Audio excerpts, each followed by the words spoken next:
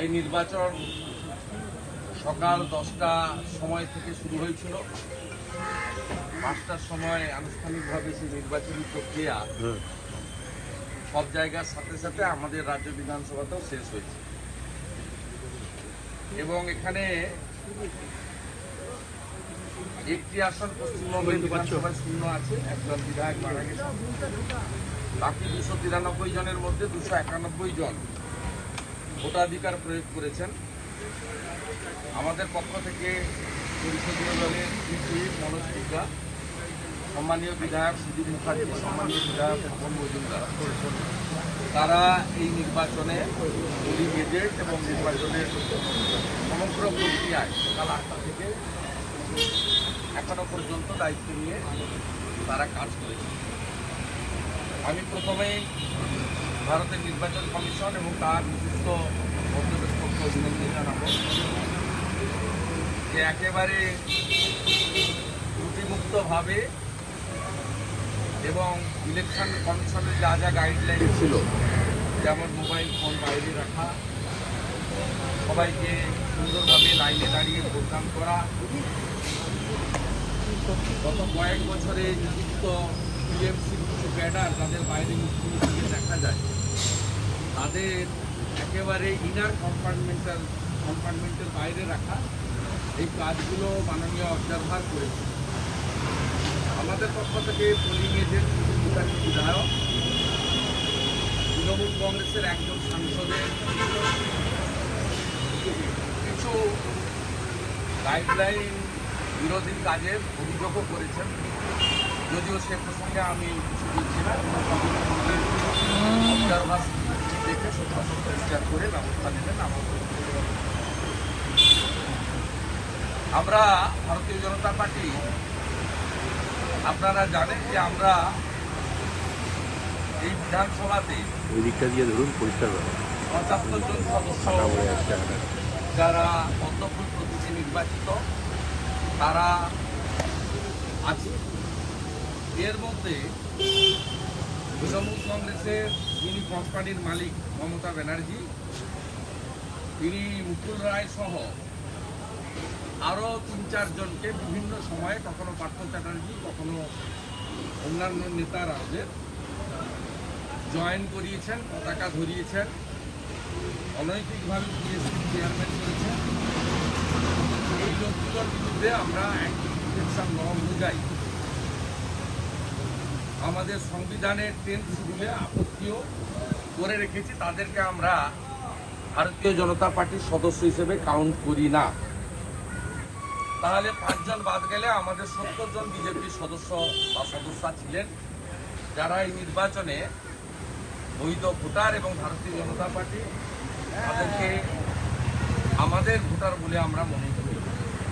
আমি অত্যন্ত খুশি, অত্যন্ত আনন্দিত যে একেবারে সকাল 9:15 থেকে দীর্ঘ সময় লাইনে দাঁড়িয়ে বেলা 12টার মধ্যে আমাদের 70 জন বিজেপি বিধায়ক তাদের ভোটদানের প্রক্রিয়া শেষ করেছেন এবং তারা গতকাল আমাদের মক পোলিং সহ সমস্ত বিষয়ে অপারেশন করেছেন। এক জায়গায় থেকে এই নির্বাচনে তারা পার্টির যে ডেডিকেটেড ডিসিপ্লিন, একজন বিধায়ক বা একজন পার্টির ফাংশনারি, সেটা তারা প্রমাণ করে। আমরা আশাবাদী যে দ্রৌপদী মুর্মু, আমরা আশাবাদী নয়, নিশ্চিত দ্রৌপদী মুর্মু এই নির্বাচনে জয়যুক্ত হবে এবং জনজাতি মূলবাসী উড়িষ্যার প্রান্তিক এলাকা থেকে উঠে আসা একজন মহিষী নারী, তিনি ভারতবর্ষের সাংবিধানিক সর্বোচ্চ পদে বসে দেশকে গৌরবান্বিত করবেন এবং এই জন্য আমরা নরেন্দ্র মোদীজি প্রধানমন্ত্রী এবং আমাদের অধ্যক্ষ জেপি নাড্ডাজিকে বিশেষভাবে কৃতজ্ঞতা জ্ঞাপন করি। এর সাথে সাথে আমাদের সাংসদরা দিল্লিতে ভোট দিয়েছেন, যারা নির্বাচিত, আর তৃণমূল কংগ্রেসের রাজ্যসভা এবং লোকসভা মিলিয়ে 34 জন এখানে 34 জন সাংসদ তারাও ভোটাধিকার এখানে দিয়েছেন। যদিও সাংসদদের পোলিং স্টেশন দিল্লিতে, তৃণমূলের সাংসদদের প্রতি তাদের দলের ভরসা নেই বলে তারা তাদেরকে এখানে এনে ভোটদান করিয়েছেন। তারা কাউকেই ভরসা করতে পারছে না। আমরা নিশ্চিত দ্রৌপদী মুর্মু জিতবে এবং 21 তারিখে গেরুয়া আবির মাথায় লাগিয়ে বিশেষ করে জনজাতি এলাকায় এবং সমগ্র ভারতবর্ষে একটা উৎসবের পরিবেশ তৈরি হবে। আমরা সবাই তাকে আদরে ওয়েলকাম করব এবং আমি দায়িত্ব নিয়ে বলতে পারি যে এখানে 291টা ভোট কাস্ট হয়েছে। তার মধ্যে ভারতীয় জনতা পার্টির প্রার্থী বা এনডিএ সমর্থিত প্রার্থী দ্রৌপদী মুর্মু তিনি 70টা আর বিরোধী দলের প্রার্থী 221টা ভোট পাওয়ার কথা। কিন্তু আমি দায়িত্ব নিয়ে বলতে পারি ভারতীয় জনতা পার্টি সমর্থিত ইন্ডিয়ার প্রার্থী 70-এর উপরে ভোট পাবেন। 70-এর নিচে নামার কোনো প্রশ্ন নেই। 21 তারিখ আমার কথা আপনারা মিলিয়ে নেবেন। আর তৃণমূল কংগ্রেস তার টার্গেটেড 221টা ভোট দল ভাঙানো দলপ্রতিনিধিদের নিয়ে সেই ভোট তারা ধরে রাখতে পারবেন না। একাধিক ভোট বাতিল হবে অথবা অন্য জায়গায় গিয়ে পড়েছে প্রমাণ। সাথে সাথে আমাদের যে 16 জন সাংসদ আছেন, আমরা পশ্চিমবঙ্গ থেকে অন্তত 20 জন সাংসদের ভোট একেবারে নিশ্চিত আমরা পেয়েছি এবং তার মধ্যে এখানে যে 34 জন ভোট দিয়েছেন এদের মধ্যে 2 জন দ্রৌপদী মুর্মুকে ভোট দিয়েছেন। এটা আমি এখানে অত্যন্ত কনফিডেন্সের আত্মবিশ্বাসের সেখানে বলতে পারি। নামটা প্রয়োজন হলে 21 তারিখে পরে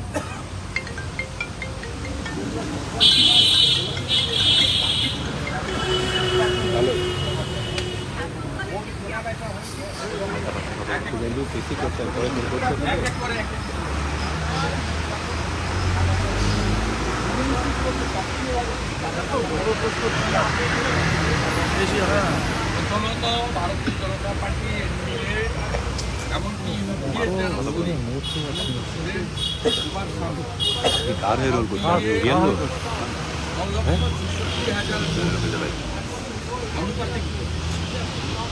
আমাদের এটা তো ঘোষিত অবস্থা। তার জন্য মহিলা এবং প্রাইভেট আমরা পার্টির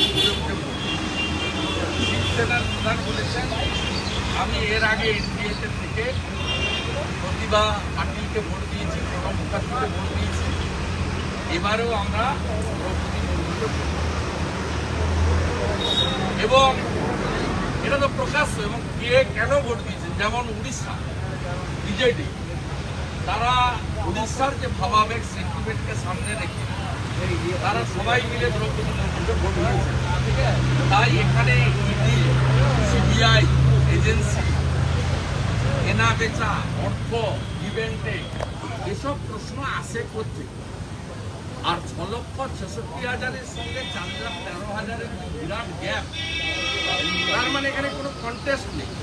কন্টেস্ট যে নেই, ফলাফল যে সুনিশ্চিত আর এই ভোটে যে ছাপ্পা দেওয়া যায় না, এটা সকাল থেকে কংগ্রেসের এমএলএ মন্ত্রী বিভিন্ন মমতা ব্যানার্জি তার মুখ চোখ দেখলেই বোঝা যাবে যে তারা কতটা খুশি যে পৌরসভা ভোটের মতো, পঞ্চায়েতের মতো, পশ্চিমবাংলার ভোটের মতো এখানে ছাপ্পাও দেওয়ার সুযোগ নেই, মেশিন বদল করার সুযোগ নেই, বিরোধী দলের পোলিং এজেন্টকে মেরে তাড়িয়ে দেওয়ারও সুযোগ নেই, আবার জেতার কোনো চান্সও নেই।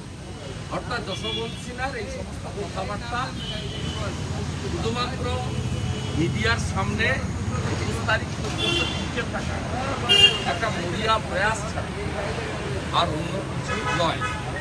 আর আপনারা নিজেরা জানেন যে তৃণমূল কংগ্রেসের মেঘালয়ে এমনি তো দুয়া শূন্য হয়ে গেছে, ত্রিপুরায় তো নোটার সঙ্গে লড়াই করে চতুর্থ স্থান দখল হয়েছে।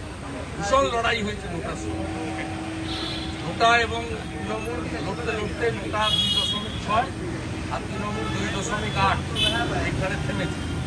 আজকে মেঘালয়ে তৃণমূলের যে 12 জন বাঘঢোল পিটিয়ে নবান্নতে যোগদান করেছিলেন, নবান্নতে যোগদান যেটা কোনোদিন কেউ করে না সরকারি অফিসে, সেই 12 জনও প্রকাশ্যে লাইন দিয়ে দ্রৌপদী মুর্মুকে ভোটদান করে মেঘালয় থেকেও তৃণমূল নামক এই আবর্জনাটা আজকে তুলে ফেলে দিয়েছে।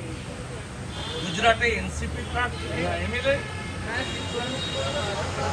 উত্তরপ্রদেশের সমাজবাদী পার্টির এমএলএ, উড়িষ্যার কংগ্রেসের এমএলএ প্রকাশ্যে পার্টি লাইন ব্রেক করে গিয়ে তারা ভোট কাস্ট করেছে দ্রৌপদী মুর্মুকে। এবং আমি দায়িত্ব নিয়ে বলতে পারি, যেহেতু আমি একাধিকবার রাষ্ট্রপতি নির্বাচনে ভোট দিয়েছি, দ্রৌপদী মুর্মু অন্তত আমি পারি ভোটের 7 লক্ষের বেশি পাবেন। 7 লক্ষের শিশির বাবু বলছেন, শুভেন্দুদা শিশির বাবু এই বলছেন, মুকুল ডাটা জিজ্ঞেস করে, মুকুল ডাটা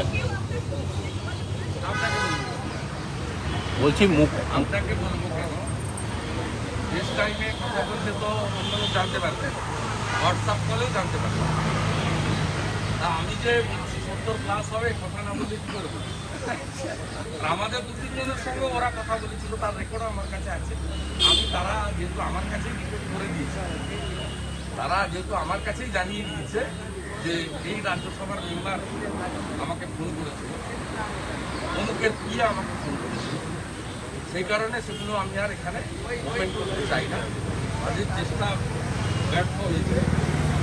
আর ওদের অনেকেই, একজন নয়, অনেকেই অনেকের সঙ্গে কথা বলেছে।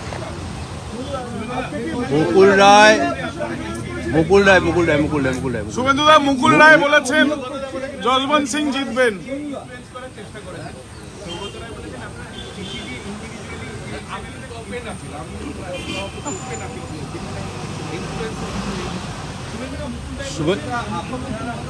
মুকুল রায় আজকে বলে গেছেন, আমি তৃণমূলেরই লোক, তৃণমূলের ক্যান্ডিডেটকেই ভোট দিয়ে গেলাম, জসবন্ত সিং আমি তৃণমূলেরই লোক, মুকুল রায় বলে গেছেন। বলেছে, ভালো কথাই বলেছে। এর উত্তর মমতা ব্যানার্জি এবং রাজ্য বিধানসভার অধ্যক্ষ দেবেন, যিনি বারে বারেই বলেন মুকুল রায় বিজেপিতে আছে। উত্তরটা আমার কাছে চাইছেন, আমাদের মহামান্য অধ্যক্ষ মহোদয় এর উত্তরটা দেওয়া। আপনার দলের এমএলএ তো, তাই আপনাকে জিজ্ঞেস করলাম। তৃণমূলে গেছে, আমরা তো বলছি 5 জনকে তৃণমূলে নিয়ে গেছে, আর ওরাই তো বলছে না বিজেপিতে। উত্তরটা আমি কি করে? অর্জুন সিং বলছেন যে এনডিএ প্রার্থী জিতবেন। অর্জুন সিং আজকে বেরিয়ে বলেছেন এনডিএ প্রার্থী জিতবেন মনে হচ্ছে। আপনার মুখ থেকে শুনে আমি বলবো না অর্জুন সিং কি বলেছেন আমি জানি না, কিন্তু সত্য তো চাপা থাকে না। 18, 19, 20, 3 দিন আপনি আনন্দ করতে পারেন এই বিজনেসে,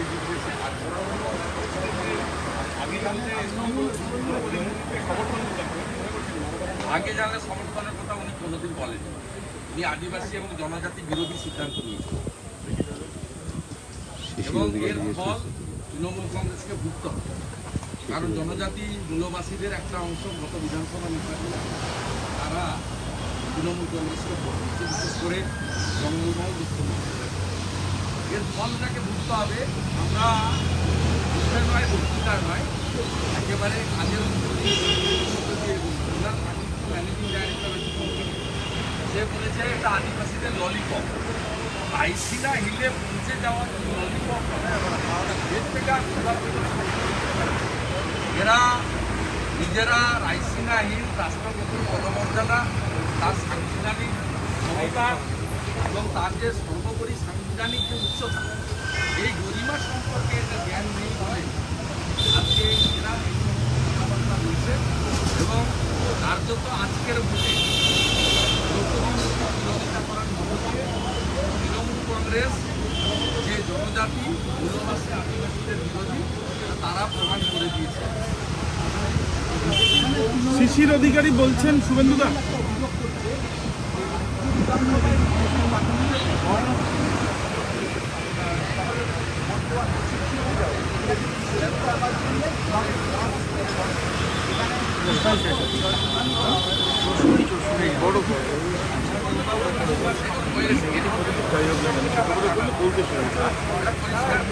থাকার জায়গা থাকতে গেলে কিছু ভাড়া দিতে হবে। আমাদের উত্তরবঙ্গ থেকে বিধায়ক আছে, বেঙ্গল থেকে বিধায়ক আছে, আমাদের এমএলএ হোস্টেল বা স্টেট গেস্ট হাউসে অনেককেই অ্যাকোমোডেশন দেওয়া হয়, তার মধ্যে আমিও একজন।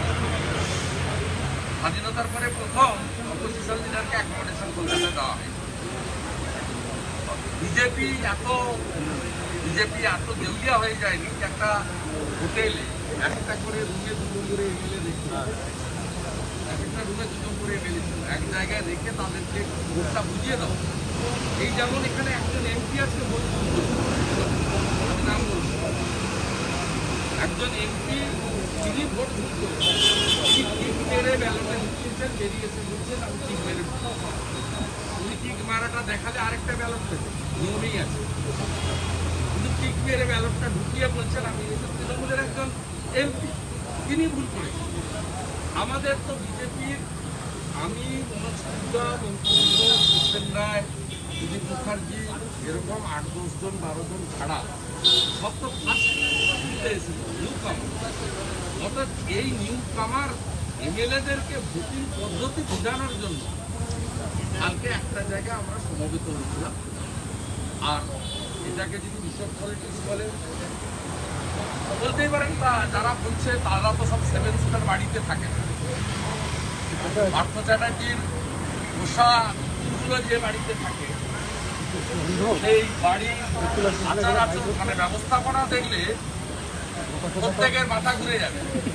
ভাইপো যে শান্তিনিকেতনে থাকে তার এক্সকালেটার ঝাড়বাতি সেগুলো দেখলে তো মাথা ঘুরে যাবে। এই তো দেখলেন আজকে 5খানা কালো ফরচুনা নিয়ে ঢুকলেন লাট সাহেব, 2011 পরে আসা মাল, কয়লা বালি গরুর টাকা তোলা পাঠিয়ে, এদের মুখ থেকে এসব কথা মানায় না।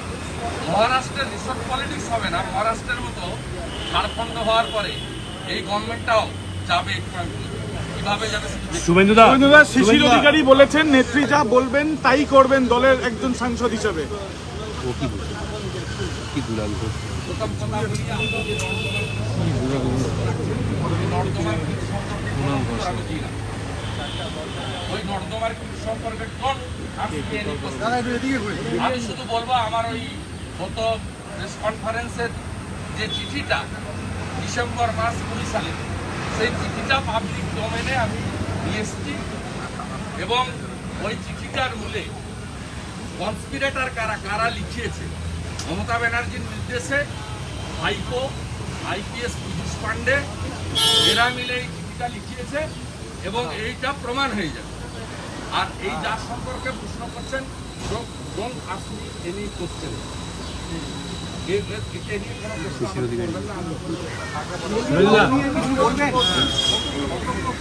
আমি তো আপনাকে বলছি তৃণমূলের পাওয়ার কথা 221টা পাই, বিজেপির পাওয়ার কথা 70+ হয়েছে, 69 হয়েছে। এবারে কনফিডেন্টলি বলছি, আর এমপি ভোটে আমরা দিল্লি আর কলকাতা মিলে 16টা আমাদের এমপি আমরা। শুভেন্দুদা শিশির অধিকারী বলেছেন দলনেত্রী যা বলেছেন সেই অনুযায়ী এক দলের সাংসদ হিসেবে তিনি। আমি বলতে পারবো শিশিরবাবু বাচ্চা ছেলে নয়, অনেক সিনিয়র, আমার পিতৃদেবর বটে এবং উনি সিনিয়র, উনি কি বলবেন তার উত্তর আমি জানি।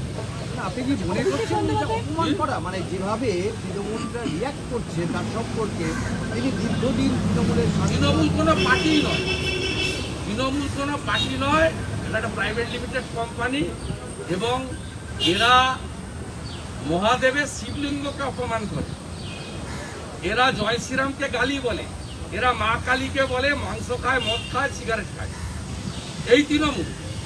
অর্থাৎ যারা মা কালী, যাকে আমরা পরম শক্তি বলে মনে করি, পশ্চিমবাংলায় বাঙালি হিন্দুরা দেবী দুর্গার পরে সবচেয়ে যার সাধক উপাসক সেটা হচ্ছে মা কালী। দক্ষিণেশ্বর, তারাপীঠ, কালীঘাট, এদের সঙ্গে বাঙালি হিন্দুদের, সনাতনীদের একটা আত্মিক সম্পর্ক। তাকে যারা গালাগালি দেয় তারা তো সাধারণ বিরোধী দলের লোক বা যাদের পছন্দ হয় না তাদের তো গালি দেবে। অর্থাৎ এদের এইসব কথাবার্তার বেশি গুরুত্ব না দেয়। থ্যাংক ইউ থ্যাংক ইউ আমার আরেকটা আদিবাসী হলে তাকে অপমান করা হচ্ছে, তাকে কলকাতা করে দেওয়া হচ্ছে, দাদা একটু এদিকে তাকিয়ে বলুন। ওনাদের জোটের একমাত্র প্রার্থী আইএসএফ এর নৌসাদ ভোট দিতে আসে, ঘর সামলান, সুজন চক্রবর্তী ঘর সামলান। আপনাদের জোটের একমাত্র এমএলএ নৌসাদ সিদ্দিকী ভাই, তিনি ভোট দিতে আসেননি। একটা ভোট পাওয়ার কথা ছিল আপনাদের দলের, সে ভোটটাও করে। অভিষেক বন্দ্যোপাধ্যায় বলেছেন যে মেঘালয় তো তাদের অপোজিশন লেভেলে, কিন্তু তাদেরকে তো কোনো ঘরে রাখতে হবে। তারা তো সব ভোট দিয়েছে। মেঘালয় অনেক আগে বলেছে, তখনও জানতো না মেঘালয়ের তৃণমূল আর নাই। মেঘালয়ের তৃণমূল উঠে গেছে, সেটা বিকালবেলা জানতে পেরে। আমি আরেকটা লাস্ট পয়েন্ট বলে শেষ করব, সেটা হচ্ছে আমরা সবাই অবিভক্ত বাংলার লোক, এপার ওপার। এটা পশ্চিমবঙ্গ, ওটা আগে পূর্ব পাকিস্তান ছিল, পরে বাংলাদেশ হয়েছে।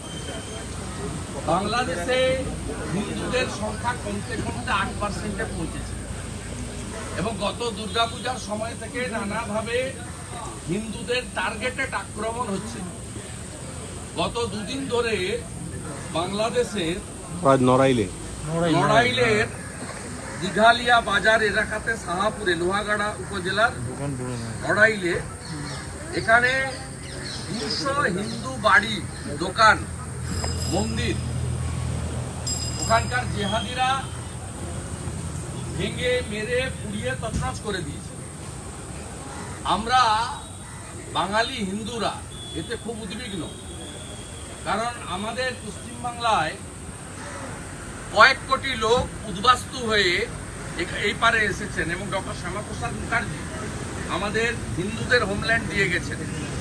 আমরা আশঙ্কা করছি যে আবার কয়েক লক্ষ অবশিষ্ট হিন্দু, তাদের বাংলাদেশ ছাড়তে হবে, নইলে ধর্ম পরিবর্তন করতে হবে। আমি আজকে মাননীয় প্রধানমন্ত্রী সম্মানীয় নরেন্দ্র মোদীজি এবং কেন্দ্রীয় পররাষ্ট্রমন্ত্রী সম্মানীয় জয়শঙ্করজিকে, পশ্চিমবাংলার বিরোধী দলনেতা হিসেবে, যেহেতু এখানে প্রচুর আত্মীয় স্বজন থাকেন, তারা উদ্বিগ্ন, লিখেছি যে আপনারা বাংলাদেশ সরকারের সঙ্গে কথা বলে বাংলাদেশের হিন্দুদের বাঁচানোর জন্য ব্যবস্থা গ্রহণ করুন, এবং আগামী 2-1 দিনের মধ্যে ডেপুটি হাই কমিশনারের কাছে গিয়ে পশ্চিমবাংলার সনাতনীদের পক্ষ থেকে বাংলাদেশে থাকা আমাদের আত্মীয় স্বজনদের পাশে দাঁড়ানোর অঙ্গীকার নিয়ে আমরা প্রতিবাদও জানাবো। Thank you.